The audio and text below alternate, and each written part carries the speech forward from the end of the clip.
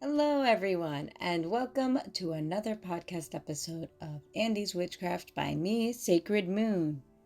I hope you're all having a wonderful Mother Mary month of May, however it's celebrated, whatever you celebrate this month. But this episode is going to kind of be related to that, the Mother Mary month. May is the month of Mother Mary in Christianity, and that was why I decided to wait until now to address this video suggestion. An anonymous listener requested an episode on Mother Mary, how to connect and work with her, and the differences between her and Kuan Yin.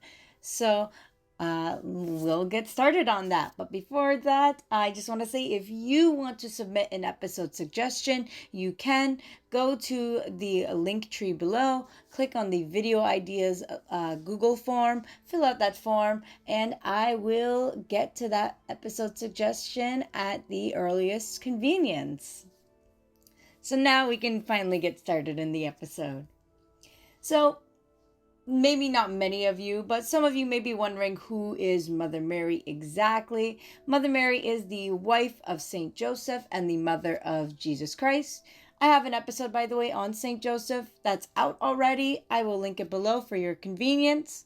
But yeah, Mother Mary is his wife. And the name Mary means beloved in Hebrew. Now, some have speculated as well that Mary could come from the name Miriam, and Miriam in Hebrew means bitter.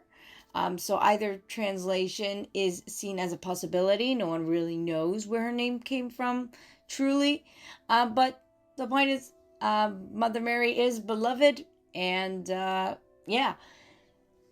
She also goes by various epithets and names depending on the culture that's venerating her and the reasons for venerating her. So some of the examples, not all of them, but some of them include Our Lady of Fatima, Our Lady of Lourdes, Our Lady of Guadalupe, Our Lady of Loreto, and Our Lady of Medjugorje.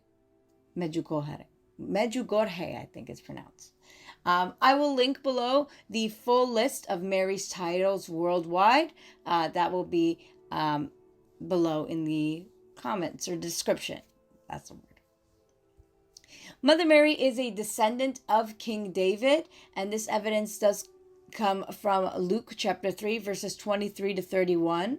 Now, Jesus himself was about 30 years old when he began his ministry. He was the son, so it thought, of Joseph, the son of Heli, the son of Mathat, the son of Levi, the son of Melchi, the son of Janai, the son of Joseph, the son of Mattathias, the son of Amos, the son of Nahum, the son of Esli, the son of Nagai, the son of Math, the son of Mattathias, the son of Simeon, the son of Josek, the son of Joda, the son of Joanan, the son of Resa, the son of Zerubbabel, the son of Shealtiel, the son of Neri, the son of Melchi, the son of Adi, the son of Kozam, the son of Almadam, the son of Er, the son of Joshua, the son of Eliezer, the son of Jorim, the son of Mathat, the son of Levi, the son of Simeon, the son of Judah, the son of Joseph, the son of Jonam,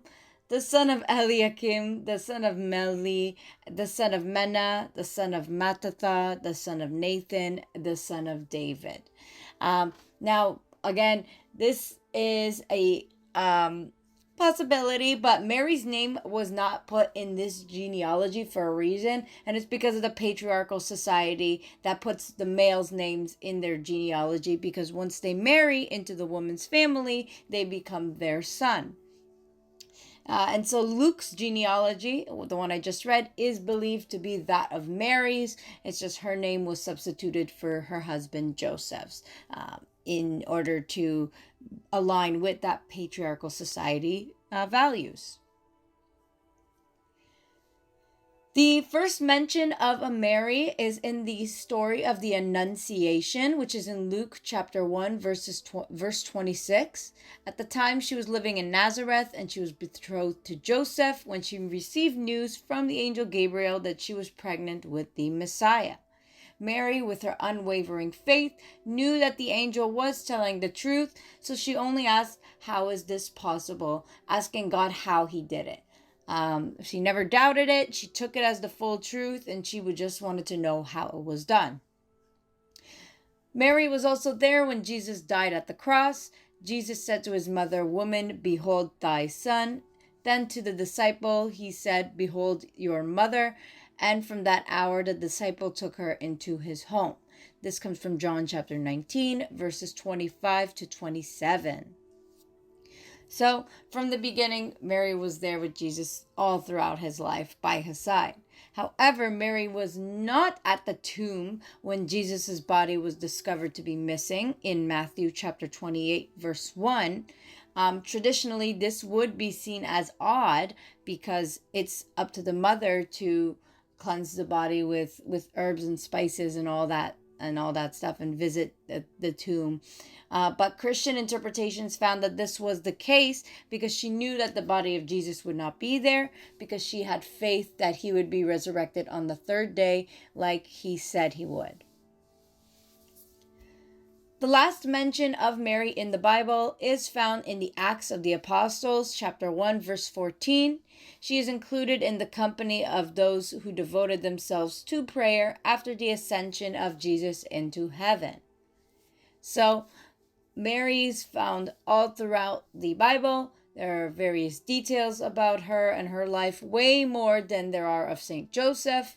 And she was just there throughout the New Testament, at least. But now when it comes to the details of Mary's passing, these are mostly speculated. And these details are not found in any canonical literature, really. There's some non-canonical literature that I think it's found in, but not in the Bible anywhere. But the details surrounding her passing have been speculated for centuries. The biggest question was, when Mother Mary died, was she assumed into heaven? And if she was, there was also the debate of she never did die, that she just assumed into heaven alive. Now, these are the various questions that have been asked, and it doesn't really matter what you believe in. You just follow your intuition and pray to her. Really, the details of her passing aren't important. The purpose, the whole point is what she did during her life, which was devote herself to God and raised his son, who would then, go on to spread the word of God and spread the word of love and compassion. Now, since, again, details of her passing are not recorded in scriptures, we will never really know the true circumstances of her death. But the point is, it's accepted kind of worldwide that not only did her soul go into heaven, but her physical body went into heaven too. And this was called the Immaculate Assumption. Now, the earliest substantial patristic commentary on Mary's death comes from Saint Epiphanius of Salamis, who addressed it twice in his work called Panarion. Now, Epiphanius eagerly reminded his readers that nothing is definitive, that this is all subjective, possibilities, speculations. But what he wrote was, "But if some think us mistaken, let them search the scriptures. They will not find whether she died or did not die. They will not find whether she was buried or was not buried. More than that, John journeyed to Asia, yet nowhere do we read that he took the Holy Virgin with him. Rather, Scripture is absolutely silent because of the extraordinary nature of the prodigy, in order not to shock the minds of men. For my part, I do not dare to speak, but I keep my thoughts and I practice silence.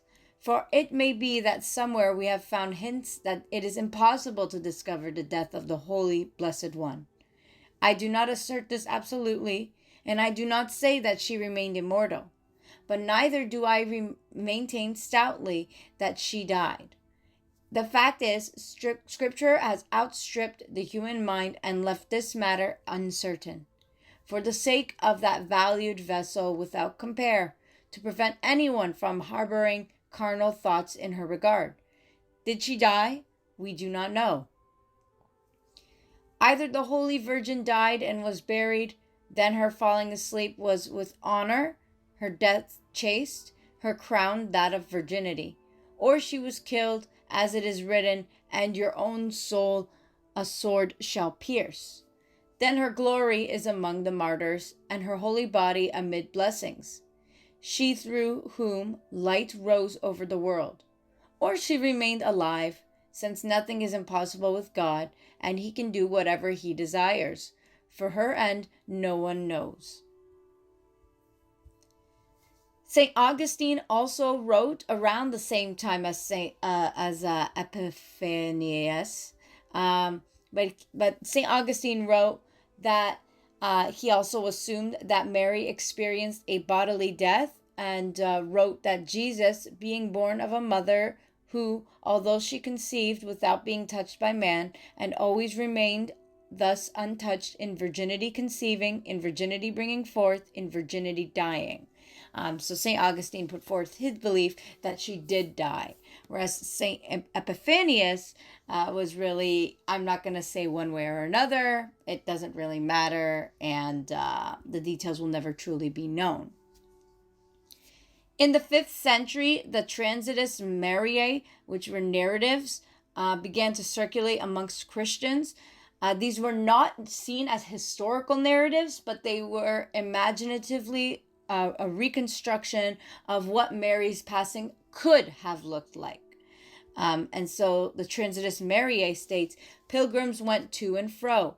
They sought for her relics, but they found them not. Did she die at Ephesus, or did she die at Jerusalem? Reports varied, but her tomb could not be pointed out, or if it was found, it was open. And instead of her pure and fragrant body, there was a growth of lilies from the earth which she had touched. So inquirers went home, marveling and waiting for further light. And then it was said, how that when her dissolution was at hand, and her soul was to pass in triumph before the judgment seat of her Son, the apostles were suddenly gathered together in the place, even in the holy city, to bear part in the joyful ceremonial. How that they buried her with fitting rites, how that the 3rd day, when they came to the tomb, they found it empty, and angelic choirs, with their glad voices, were heard singing day and night their glories of their risen Queen. So does that sound a little familiar to you? Yes, it is basically saying that her passing mirrored that of Jesus's, where after 3 days, her body was no longer in the tomb, and it was assumed that she assumed that the assumption was the cause and that her body had gone to heaven. So rather than her coming back to life, that was not the case in this scenario. In this scenario, it's believed that her body literally disappeared and is in heaven right now. And so I found that really interesting. That was a very interesting, again, it's not a historical narrative. It's not saying that it did happen, but again, it's really cool to think of this possibility of she was seen as being just as holy as Jesus, even though she was human, and that she would experience a holy death. In the Middle Ages, the Veneranda prayer referenced Mary's death. The Veneranda is a collect from the 10th century Gregorian sacramentary, and it says that, let the honored festival of today, O Lord, bring us continued aid, on which the Holy Mother of God underwent temporal death, yet could not be holden by the bonds of death, because she bore incarnate of herself thy Son, our Lord. So again, she experienced death on earth, but it did not mean that she died. That she experienced a death similar to that of Jesus, where her soul and her body lives on in heaven. The Liber de Assumption, which was an early 12th century tract that was probably written by a disciple of Saint Anselm of Canterbury, and it states that, mindful of the fact that Mary was human, we are not afraid to say that she underwent temporal death, which death also her Son, who is both God and man, sustained because of the law imposed on the human race. And this because as a man he was conceived in and brought forth from her womb. Would it therefore be wrong that we say that she, through whom God wished to be born and to share in the substance of the flesh, indeed underwent the death of the human race, but was not restrained by the bonds of death? So, moral of the story, no one knows 100% how she died, or when she died, or where she died, or did those exact details of her passing. But we do know her death was not of this world, and it was something more spiritual, and it was something more powerful, that God assured it would be for Mary, who devoted her life to him, literally devoted her entire life. She had Jesus at a very young age. It's been speculated she was like probably around like 16 or 15 when she had Jesus, and she died at an older age, I believe, is the belief. And so, yeah, she devoted her entire life to God and to praying to Jesus and to raising him and all that. So her death should be worthy of that, and that is all that is to it. We don't need to know the exact circumstances. The only reason I'm telling you these stuff and doing this research behind this is so you get the full picture of who Mary was and the kind of spiritual entity she is, and get to know her history so that you can get to know how to properly venerate and work with her in your witchcraft, however that may be. Now, to give you an even fuller picture of Mary, I'm going to talk about some of her feast days. So these are days where she is venerated for various reasons, and I'll give you a brief description of ones that may be unfamiliar to you. But there are also feast days of her various epithets, which are just when we celebrate those aspects of her. And so, yeah, let's get started with that. The first one we have is on January 1st, so New Year's Day. It's called the Solemnity of Mary, Mother of God. This is a solemnity dedicated to Mary's motherhood, where we highlight the significance of Mary's role in the life of Christ. Next, on January 8th, this is when Our Lady of Prompt Succor is celebrated.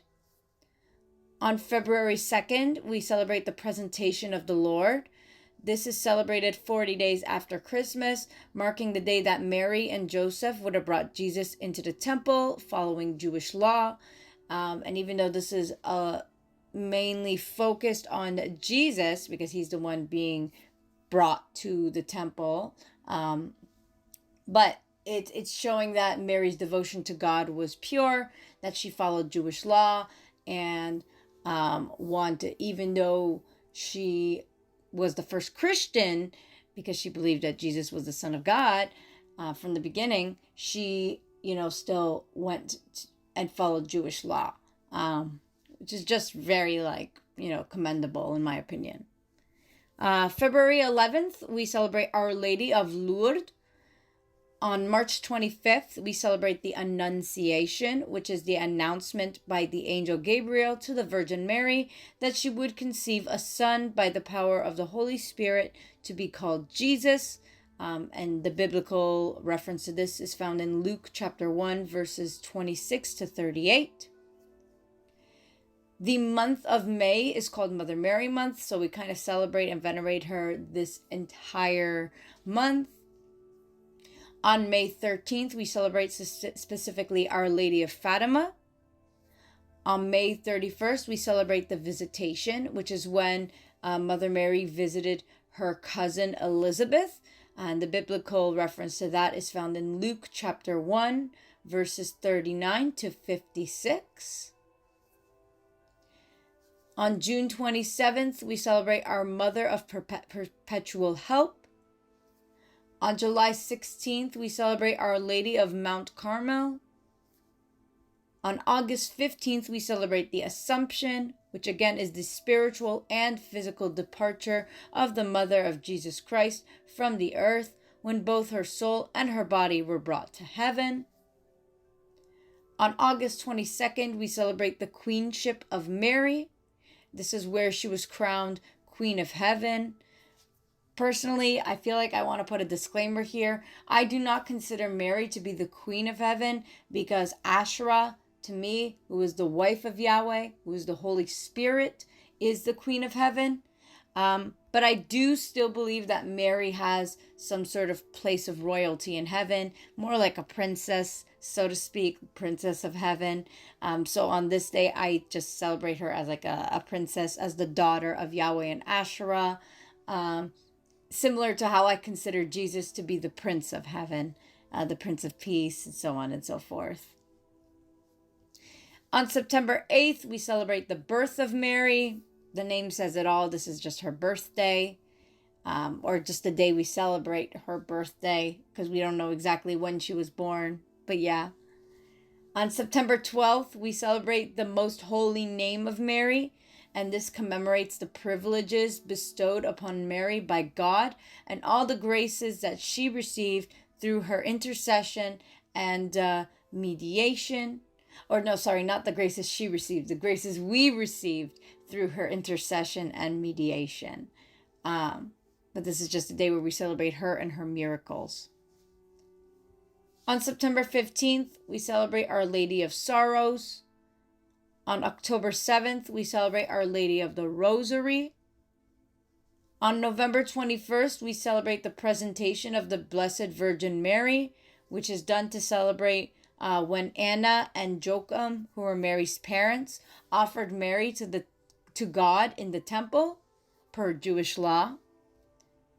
On December 8th, we celebrate the Immaculate Conception, which is when Mary was officially the mother of Jesus. And on December 12th, we celebrate Our Lady of Guadalupe. Now, again, various more epithets are celebrated throughout the year. This is hardly an exhaustive list. I just wanted to give you a brief summary of like her main, most popular epithets and the dates that they're celebrated. And again, you could reference that list and just look up the feast days of the various epithets if you're ever curious to know more. Now, per the episode suggestion, and I love this because now we're really going to touch on some Buddhist aspects, which I found really cool. I'm going to compare Mother Mary to Kuan Yin, their similarities, their differences.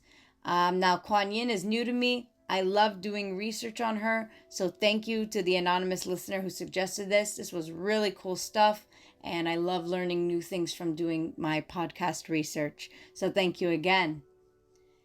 So, a lot of you, even I, asked who the heck is Kuan Yin.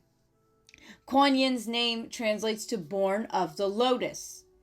It is a shortened form of a name that means one who sees and hears the cry from the human world.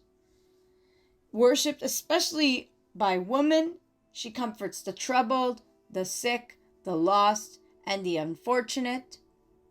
She is the model of Chinese beauty, and she's also seen as a goddess of mercy. So that's kind of where those differences start to emerge. Mother Mary was not a goddess. She was just the mother of God, the mother of Jesus.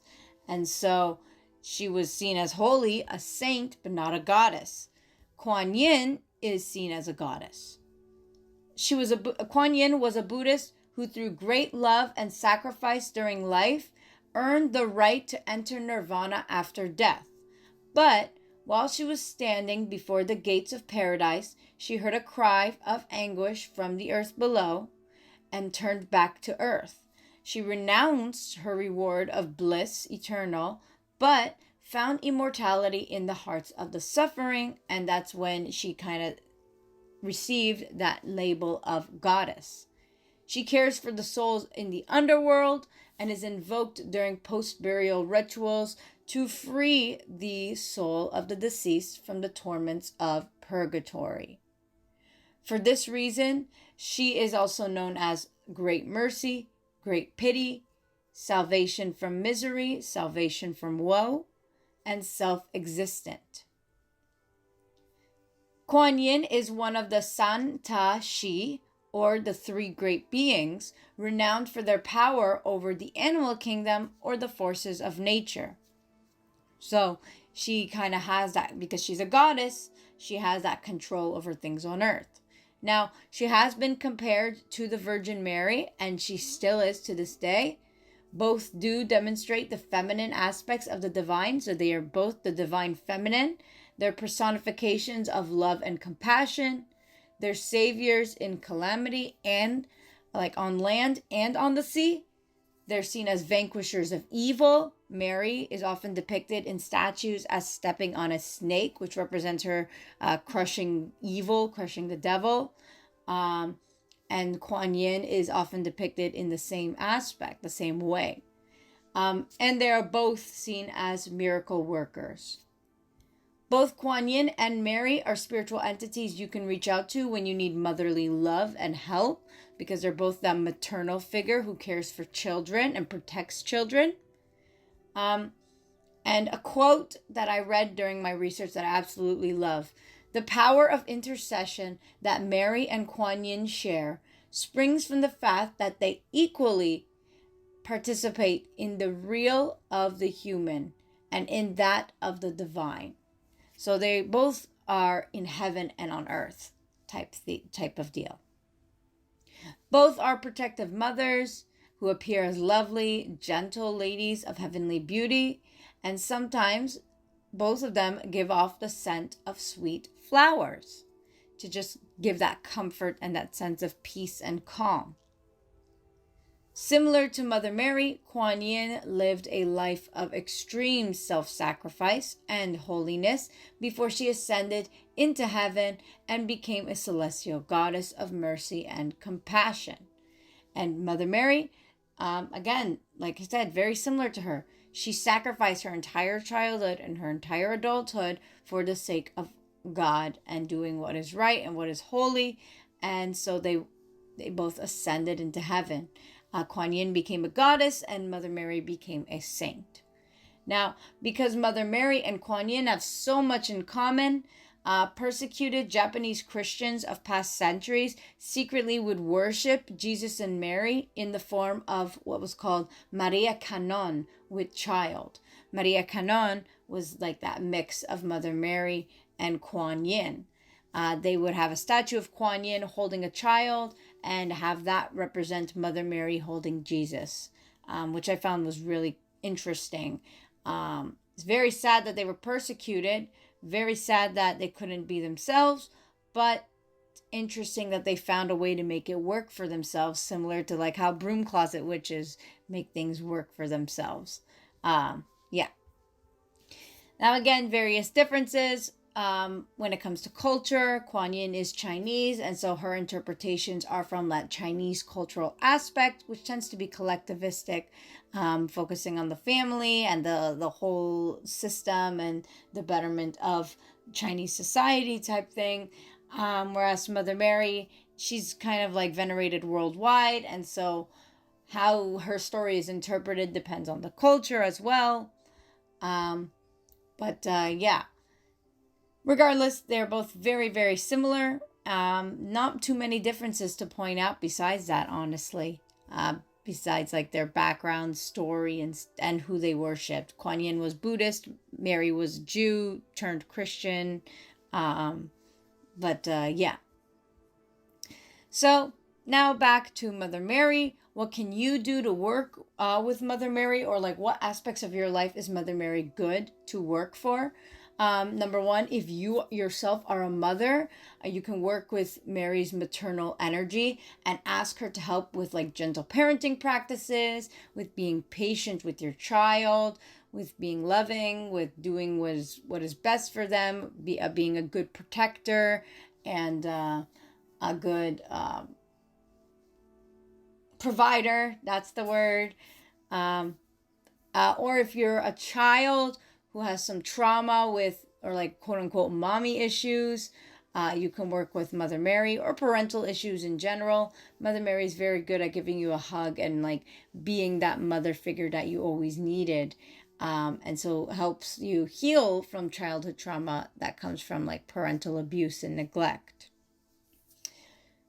Mother Mary is also good for faith. So spells to help you increase your faith, or even divination readings for increasing faith, or just increasing faith in mundane ways through prayer and stuff like that. So she never doubted her higher powers, so she will teach you how she did it, and she will help you follow her lead and do it yourself and have faith in your entire spirit team. You could also use Mother Mary to connect to the divine feminine. So Asherah, I kind of use Mother Mary to help intercede and have aid with that extra communication between Asherah and I. Connecting to femininity within you, embracing that femininity. You can use Mother Mary for this. I don't too much. I use mostly Kali. I don't know why I keep saying the word use, but I work with Kali mostly on embracing my femininity and gaining that confidence, especially as a trans man who hasn't transitioned yet and who enjoys feminine things, but also tries to pass and be seen as a man, which doesn't always go well. But that aspect. So connecting with the divine feminine, you can work with Mary on this. I personally have other deities for that, but Mary is a good backup option if I feel it's more right for me. Other than those, really you can work with Mary for any aspect in your life. These are just kind of like her specialties and things she's known for. But really, when working with any saint, not even just Mary, you can ask them to help you with anything in your life and they will be there. They're not going to reject you just because, oh no, you can only pray to me when you need a mother or when you need to be feminine. You can work with them in any aspect of your life so long as you get their approval. But at the end of the day, deities and spiritual entities will never do anything that they don't want to. So even if you told them, oh, can you help me with this? They're not going to if they don't feel it's right. Now we have a section on offerings for Mother Mary. There are so many out there that you can do. These are the ones that I go for. These are the ones I'm comfortable with. So first we have rosary prayers. So praying the rosary is a devotional act and an offering to Mother Mary. Next, physical offerings include roses, myrrh, frankincense, holy water, white, blue, and or pink candles, devotional jewelry, especially ones with her medallion on it. So if you have like a medallion with Mother Mary on it, and you can cleanse it and charge it and, enchant it, that is a good offering for Mother Mary as well. And then we have milk, cream, hot tea, coffee, honey, flowers, and baked goods. So these are offerings that you can leave on your altar for her as a thank you, or as a, here, I'm giving you this. Can you help me with this and this in return?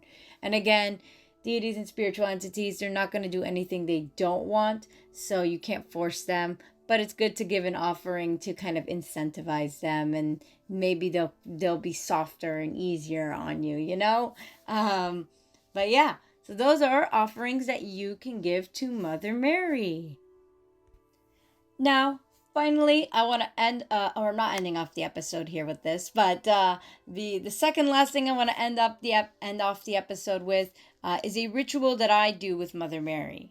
So, number one, I get all my offerings in a bowl. I get some incense and light it. That's also an offering that I give to her, especially flowery incense smells. So I get all that set. Then I start with the sign of the cross. I say one Hail Mary. Then I read 4 different Bible sections. I read Isaiah chapter 7, verse 14. Luke chapter 1, verses 26 to 38. Luke chapter 1, verses 46 to 56. John chapter 19, verses 26 to 27. And then after that, I reflect a bit. I play some music, usually instrumental meditation type music to reflect on what I read. say some quick words to Mary, ask her, for what I need, and ask her that she provides what I need, or what she believes is best for me, and intercede so that, God can give me these things. Because I never ask her specifically to give me these things, because at the end of the day, only God can say yes or no. In my opinion, Yahweh and Asherah are the only two that can say, yes, you get this, and no, you can't get this. That's my boundaries in my own practice. But so I ask her to intercede so that I can get these various things from Yahweh and Asherah. Then I do the sign of the cross again. Then I play a song. It's